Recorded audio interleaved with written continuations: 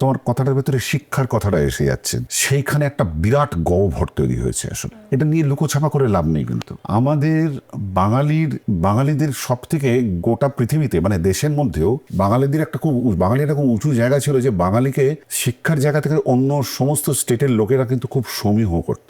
বাঙালির ইন্টেলেক্টকে সারা দেশের লোক সমীহ করত। সেই জায়গাটা কেন হয়েছিল তার কারণ আমি এই যে বারবার ভিতের কথা বলছি না, বুনিয়াদি জায়গাটার কথা বলছি। আমাদের স্কুলের শিক্ষা, তারপর তার থেকে আমরা যে কলেজে এখানে যেতাম যে শিক্ষা। তোমাকে আমি একটা কথা বলছি মেঘলা, যে আজকে যদি একটু দুটো কথা সঠিকভাবে উচ্চারণ করে বলতে পারি, দুটো শব্দ যদি এখনো সঠিক বানানে লিখতে পারি, তাহলে তার সবটুকু কৃতিত্ব আমার স্কুলের মাস্টারমশাইদের বা আমার টিচারদের, দিদিমণিদের, মিসদের। আমরা ছোটবেলা থেকে কানমোলা খেয়ে থাপ্পড় খেয়ে যেগুলো শিখেছি সেটা কিন্তু ঠিক শিখেছি, সেটা মাথার মধ্যে জিনিসটা বসে গেছে। এখনো ইংরেজিতে একটা গ্রামার ভুল হলে কিন্তু ঝাট করে আমার চোখে লাগে। এখনো বাংলায় একটা বানান ভুল দেখলে ছাট করে চোখে লাগে। তার কারণ আমার বাবা বা আমাদের বাংলায় বানান ভুল হলে গালে থাপ্পড়। তা এখন স্কুলে কি হবে, টিচার একটা থাপ্পড় মারলে এবিপি আনন্দকে ডেকে আনবে, ঠিক আছে? এই যে শিক্ষার যে একটা জায়গাতে একটা ভয়ঙ্কর একটা অ্যাবিসমাল একটা কি বলবো একটা নোজ ডাইভ হয়েছে একটা, হ্যাঁ। তার ফলে কি হচ্ছে, আমাদের শিক্ষার ভিতরে মানে এই জায়গা থেকে ভাষার প্রতি ভালোবাসা জন্মানোর যে আসল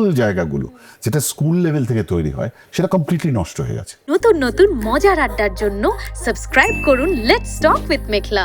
Let's talk